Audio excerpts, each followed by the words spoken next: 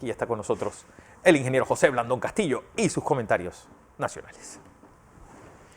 Fernando, estimados televidentes y radioescuchas, vivimos momentos complicados de la vida nacional e internacional que requieren un determinado nivel de serenidad para pensar y para nosotros hacer un intento por repensar en lo que estamos haciendo.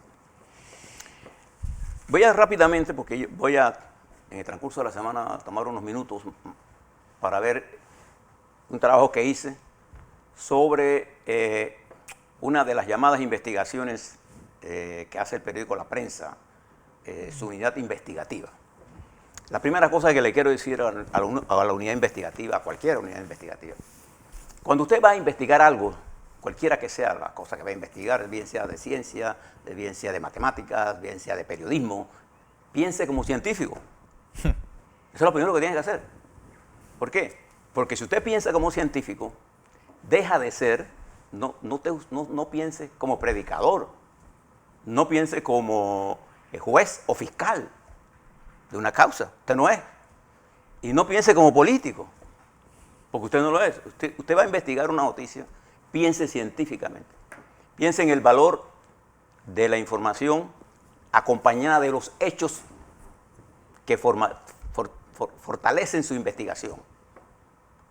Piense en eso y pregúntese y cuestiónese usted misma o usted mismo si lo que usted está haciendo obedece a una investigación o simple y sencillamente usted quiere probar una teoría de culpabilidad sin que eso sea su trabajo.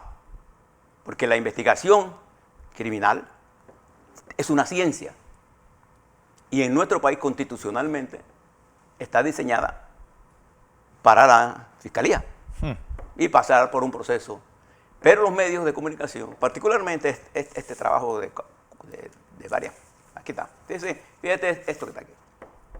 Solo el título, Fernando. Yanivel Ábrego, el centro de un escándalo de tierra de Estado. No voy a decir que esto lo puso la periodista, porque normalmente los titulares lo ponen otro. Pero mire, le voy a dar 2 párrafos nada más, para que usted vea lo que le estoy diciendo. Esta parte, no toda la investigación, porque son varias, comienza así.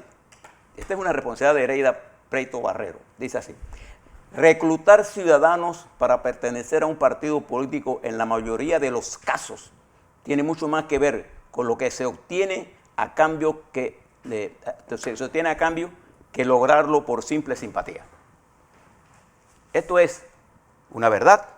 Esto es una opinión política de esta periodista. No hay ningún argumento que nos diga a nosotros, por ejemplo, si el señor Lombana montó su partido con esto, cosa que no es cierto.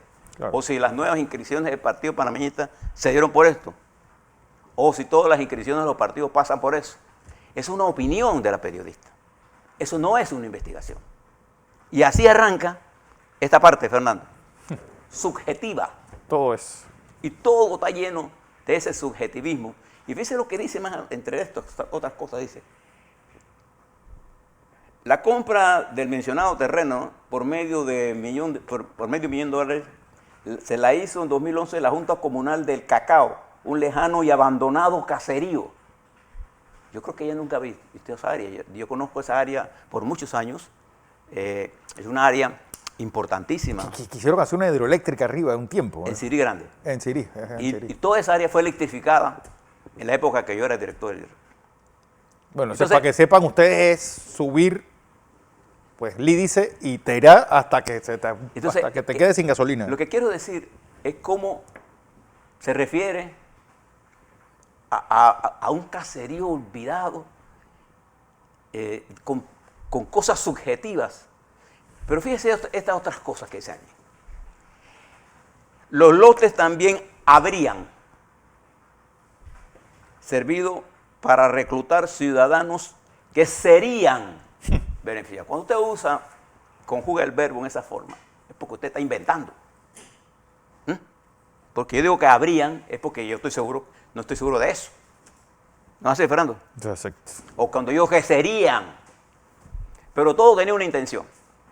Yo le quito el prejuicio de esto y prefiero publicar 6 páginas en blanco. Porque nada de lo que se dice allí es cierto.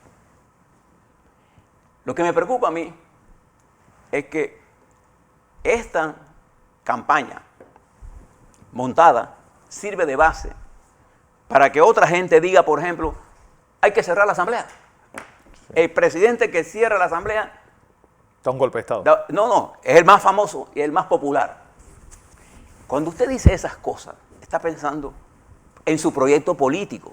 Usted no está pensando como periodista, ni como siquiera como ciudadano común de una democracia. Porque es un golpe de Estado. Y las consecuencias de que Panamá rompa la institucionalidad es someter al país a una pobreza extrema. Porque ¿quién quiere invertir en un país en la que ocurran cosas como esa, Fernando? Exacto. En los países del mundo, mi querida periodista Heredia, pero todas estas cosas que usted señala, de que las manifestaciones, qué sé yo, eso pasa en todos los países del mundo, sobre todo en situaciones como esta.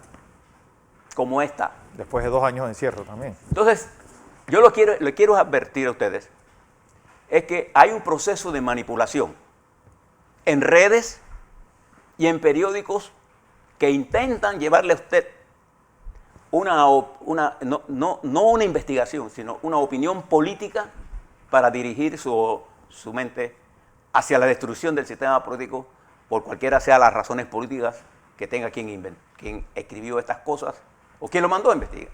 Porque esto no es una investigación periodística. Una investigación periodística tiene que tener un método científico para hacerla.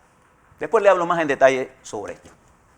Porque yo he hecho un análisis completo que lo voy a presentar como ponencia de lo que no es periodismo. Y no estoy en contra de la libertad de expresión, al contrario. Yo creo en la libertad de expresión. Pero la noticia, Fernando, tiene su mayor componente, el principal componente de una información, de una investigación, es la verdad. Por ejemplo, yo he investigado a fondo el problema del tabaco y el problema del cigarrillo electrónico. A fondo, científicamente, lo he leído. Y no me dejo llevar por la propaganda de las tabacaleras con respecto a eso. Y el problema del contrabando de tabaco, también lo he estudiado a fondo. Pero no es mi objetivo discutir eso. Y estoy preparado para cualquier debate con respecto a estos temas. Cualquier debate. Y sé de la campaña de persecución que se está dando a los funcionarios públicos, sobre todo de salud pública, por enfrentar con firmeza este hecho científico. Pero esto, en esta unidad de investigación, no es una investigación científica. Es un planteamiento político disfrazado de información. Bien. Y podemos discutirlo el tema. Incluso si la periodista quiere, podemos discutirlo aquí. Y discutirlo para que vea los errores que tiene este tipo de periodismo. Y cuando lo hacen bien, nosotros lo decimos. Pero fíjense cómo se traduce esto en esta pelea ahora mismo. Mira algunas de las cosas que se repiten permanentemente en estas confrontaciones. Te hablo ahora del Panamá. Se dice que hay plata en este país porque este país le dio a este gobierno 2.000 millones a la banca. Y 1.500 millones de dólares al turismo. Eso es totalmente falso. Falso. De total falsedad. ¿Quién investiga si eso es verdad? Nosotros. Hemos entrevistado aquí a los miembros de la banca. Eso es totalmente falso. Falso.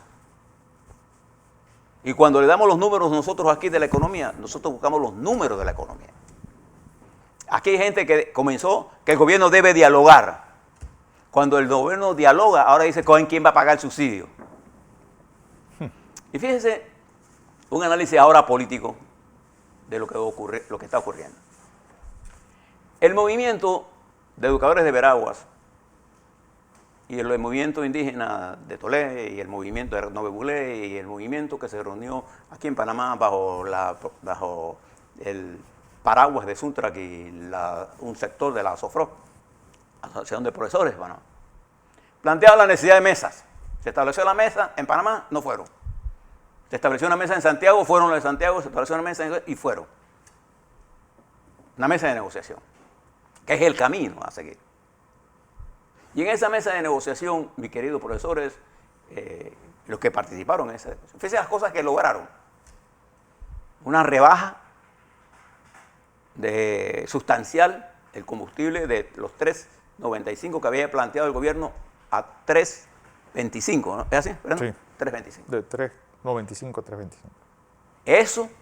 No, el viernes era 3.40. Sí, pero bajó. Arreglaron a 3.40 y volvieron a bajar. Yo te digo que sellaron ese. Eso constituye un avance sustancial. Hoy yo le puedo decir a todos los que estaban en ese proceso, están en ese proceso, que hay más de 200.000 panameños que ya se han inscrito en la plataforma para obtener los beneficios de la lucha que ustedes han dado. Más de 200.000 panameños, que es mucho más, pero mucho más, que lo que ha salido en las calles. Fernando, eso es un triunfo sin duda del movimiento popular. Sin duda. Y se lanzó una acción para congelar algunos precios de la canasta básica y este está en discusión igual que el caso de la medicina. Y nosotros le hemos puesto el otro punto aquí de la mesa. El punto de que el subsidio a los productos agrícolas tiene que pensarse también en el futuro de los productores. Porque los productores de hoy, amigo Saúl Méndez, el profesor dirigente de allá de Veraguas, hoy los insumos agrícolas que usan nuestros agricultores, la urea, el 12-24-12, el abono completo, los pesticidas, el costo de transporte, aún con esto sigue siendo 70% más alto que lo que antes teníamos. Entonces uno no puede sacrificar la producción nacional, porque al no poder producir nacional, cuando lo compramos afuera es más caro, traemos inflación y dejamos de tener el valor agregado que deja la producción nacional, que es la que genera empleo en el campo. Y durante 15 días estamos castigando a los productores de no poder hacer las entregas y como consecuencia los superpequeños y grandes del país no tienen suministro de productos sustitutos que son los nacionales. No hay limón, no hay yuca, no hay ñame, no hay papaya, no hay guineo. ¿Quién consumimos eso? La clase media baja, los trabajadores. Entonces, cuando uno da una lucha como esta y que ha logrado avances importantes y está sentado en la mesa, ahí están ganando todos. Entonces considerar, así como que condenamos, Fernando, que se llamara traición a lo que Suntrak había planteado, condenamos que Suntrak está llamando traición a los que negocian. Porque ellos están viviendo las realidades en Santiago. Están sentados no solamente los maestros y profesores, ahí están sentados los trabajadores del campo, los productores, están los transportistas, que ya no aguantan más. Por eso yo le decía que el oxígeno de este proceso se está acabando. Y que ha logrado cambios importantes e incluso ha logrado la atención política, tanto del gobierno como de todos los políticos de la atención. Pero ahora la gente reclama, vamos a negociar esto y vamos a abrir la calle. Y reclama además, estimados profesores y maestros, y aquí no estamos ganando el voto de nadie, porque estamos corriendo para nada. Claro. La gente y nosotros los ciudadanos, y me incluyo yo, reclamamos el retorno de nuestros niños de las escuelas públicas a las escuelas, a las clases. Porque las escuelas privadas están dando clases. Los tantos 700 y tantos centros escolares privados están dando clases. ¿Por qué los niños de las escuelas públicas no están dando clases? Y estos niños están sufriendo mucho más, ¿no así? Porque el atraso que tienen y la falta de convivencia ha creado un nivel de ansiedad y de problemas psicológicos en nuestros niños que le tienen miedo a la escuela y al maestro. Temores que tenemos que resolver con la vuelta. Y no podemos estar secuestrando a nuestros niños y niñas, nuestros adolescentes de las escuelas públicas, porque los maestros de las escuelas públicas están cobrando. Sí. Pero nuestros productores no están cobrando. Y ya estamos afectando a la clase laboral que tiene que asistir a trabajar y que tiene que ir a los supermercados y no encuentra los sustitutos. Hombre, vaya, dense una vuelta. Yo estuve este fin de semana recorriendo los supermercados y las pequeñas fruterías y no hay. No. ¿Qué comemos nosotros? Nosotros no comemos peras ni manzanas. Comemos guineo, papaya, guayaba. Lechuga, cebolla, plátano. ¿No? Plátano. Eso es lo que comemos nosotros, arroz. Y ya no hay carne nacional. Hay ciertos cortes que ya no hay. Entonces, ha llegado el momento entre lo que ha avanzado en las mesas y lo que ha avanzado el gobierno. Tenemos un punto de encuentro. Entonces, de eso se tratan las negociaciones.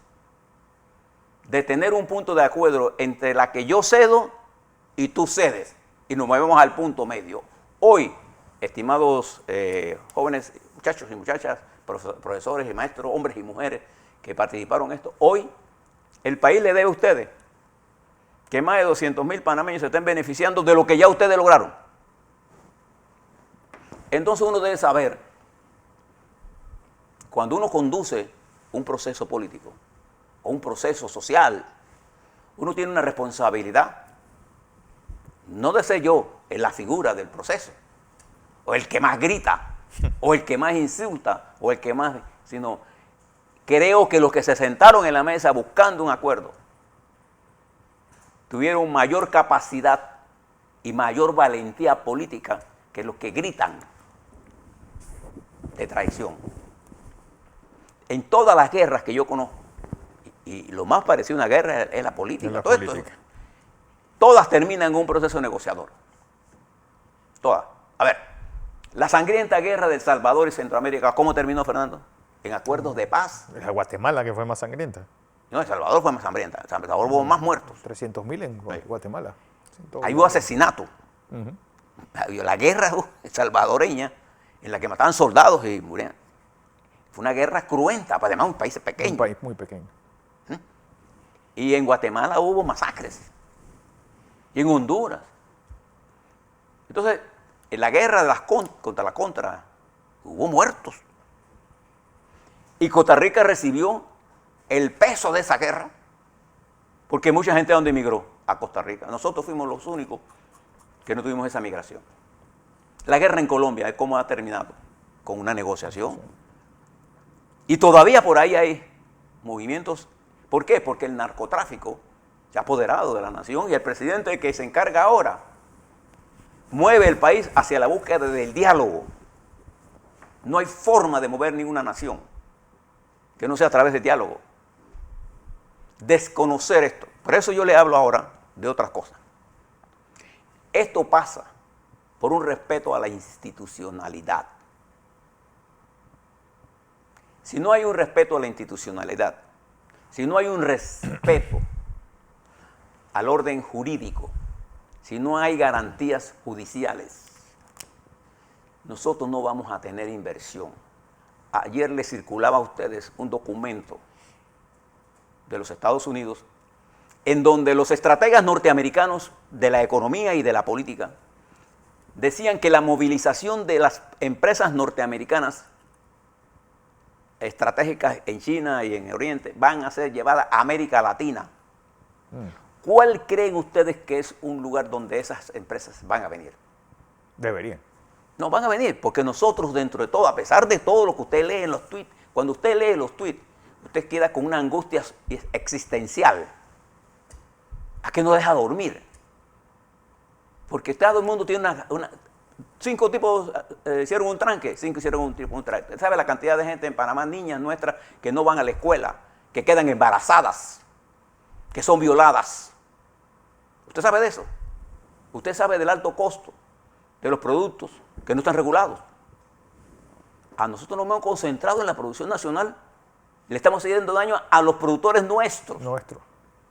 No estamos preocupados por las niñas nuestras. Porque la niña que es embarazada a los 11, 12, 13, 14, perdió su vida por todo, porque entra en el círculo de la pobreza.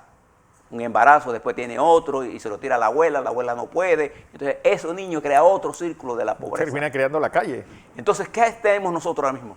Un grupo de muchachos y muchachas nuestras fuera de las escuelas. Esto no vino con la pandemia. Esto era parte de un problema social, que es lo que yo hablo, la necesidad de reconstruir el tejido social, y uno de los grandes eventos políticos sociales del momento ha sido las grandes jornadas que ha hecho nuestro país en la búsqueda de que se le escuche. Y yo creo que ya ustedes tienen el oído de todo el mundo. Lo que pasa ahora es que siempre están los radicales. Y déjeme decirle algo, en mi experiencia de constructor, y yo cuando trabajé en el IRRE, siempre había un poste nuevo que poner. Nunca usted termina de construir los kilómetros de electricidad que usted tiene que llevar, ni de transmisión, ni de subtransmisión, ni de transmisión de secundaria para llevarlos a la casa. Nunca.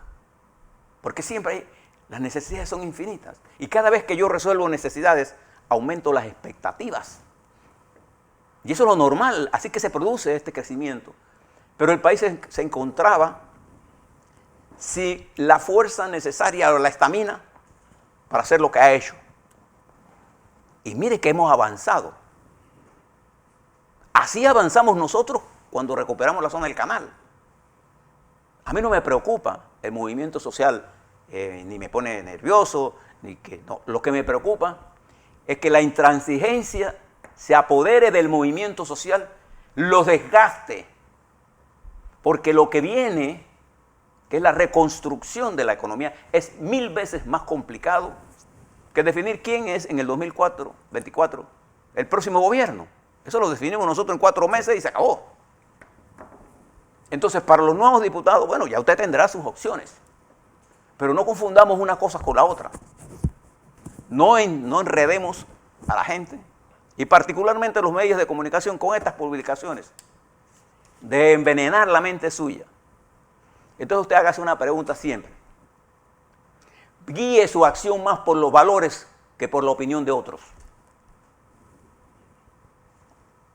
Los profesores y maestros tienen que concentrar ahora su esfuerzo en el futuro de nuestros niños. Mire hacia atrás y piense en nuestros niños, piense en nuestros productores agropecuarios, que son familia suya. Entonces hemos avanzado, era necesario avanzar. Lo que no podemos, decía un maestro de la guerra, siempre la columna con los que caminan más lento determinan el paso de los más rápidos. Usted no puede tratar de avanzar y dejar a la gente atrás, porque lo que hace es que sacrifica el movimiento. Entonces lo que hemos construido es tan hermoso. Hay gente que no sabe de esto, porque nunca ha militado en nada. Su militancia está en el Twitter, en los likes que logra poniendo. Le voy a contar algo que vi. Una ministra como la ministra Doris Zapata, que andaba con una correa Hermes. Yo miraba eso y me preguntaba, ¿qué importancia tiene esto? A ver, ¿cuántas de nuestras muchachas y mujeres nuestras compran correas Hermes? O correas de ¿cómo se llama? Ferragamo. Y eso me determina mi conducta. Entonces, fíjese cómo la ponen. No sé si es cierta o no que lo tenía, pero lo que intenta es decir, ella de lujo. Ustedes váyase a cualquier entidad y miren a nuestras muchachas, y muchachas se visten bien, pues. Eso es un mérito, ¿no? Pero ¿cuál es la intención? Cuando yo miro esas cosas malsanas, entonces en eso nos montamos y comenzamos a reproducir tweets con tontería, porque lo que realmente el que le está mandando eso a usted quiere es que usted no piense en las cosas grandes. ¿Qué son las cosas grandes que queremos?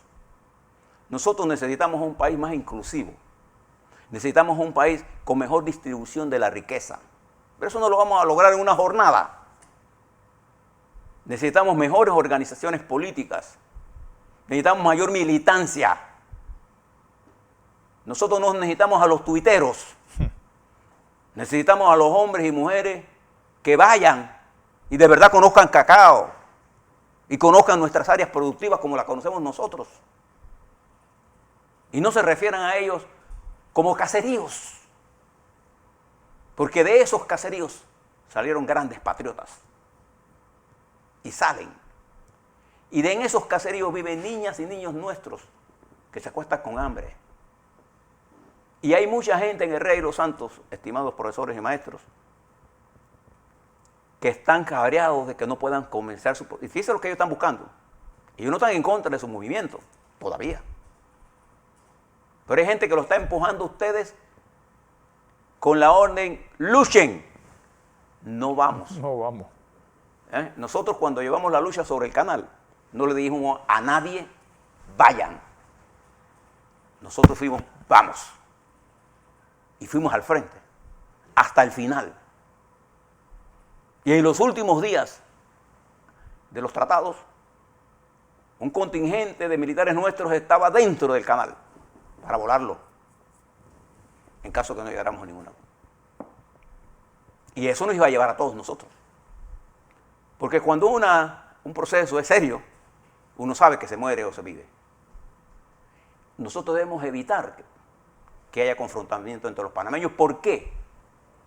Porque vienen movimientos importantes de inversión que deben ser canalizadas hacia la generación de empleos con mejores salarios. Sabemos que la medicina es un problema. Sabemos que los alimentos es un problema. Pero también sabemos que hay gente que comercializa con ustedes. Por ejemplo, para mí, los casinos son más problemáticos. El cigarrillo, la droga, el aguardiente embrutecedor. Nosotros necesitamos gente que se forme en las batallas que ustedes acaban de dar. Y creo que llegó el momento de la negociación. Le hago un llamado a los maestros y profesores, en honor a todos esos hombres y mujeres que nos formaron a nosotros, que nunca olvidaron, que incluso iban a nuestras casas cuando veían que uno de nosotros estaba enfermo por más de 2 días. La profesora Noris Correa se preocupaba dónde está Blandón, que no ha venido en 2 días. Y ella pasaba por la casa para ver si yo estaba enfermo de verdad o tenía algún otro problema. Y cuando no había que comer, ellos nos llevaban comida. Entonces, esos son los maestros y profesores que nos formaron a nosotros. Ustedes, piensen, creo que hemos avanzado mucho, sin duda alguna.